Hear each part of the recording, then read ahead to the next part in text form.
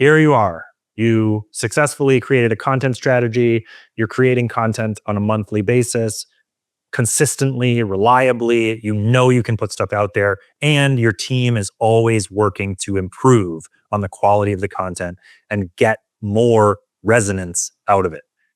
Great. The next challenge is really about scaling up production.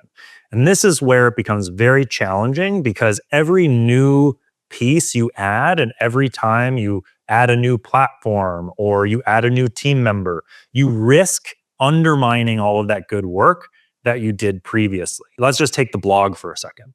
You were publishing 10 articles a month comfortably, but in order to really chase that 10 times growth, you need to produce 100 articles a month. Now you're talking about, okay, we need to add new writers because one writer may not cut it anymore.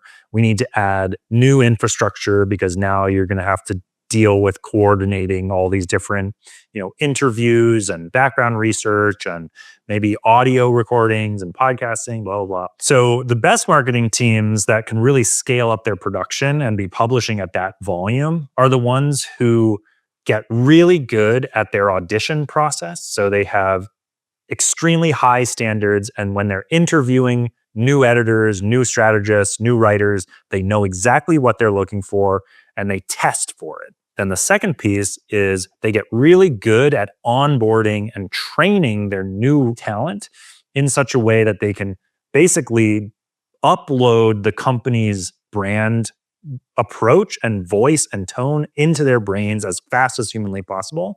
And then they have very specific guardrails that as people are creating new content, they can say, write it this way, not that way. Do this, not that. And by cultivating that kind of a culture, they're able to scale up their production and add new pieces to the machine without degrading the quality of the product. And the benefit of all of this, if you can actually achieve even half of what I'm talking about, even if you can get into somewhere in the middle, you're going to be reaping massive returns on your investment because this channel, unlike any others, works in a sort of compounding way.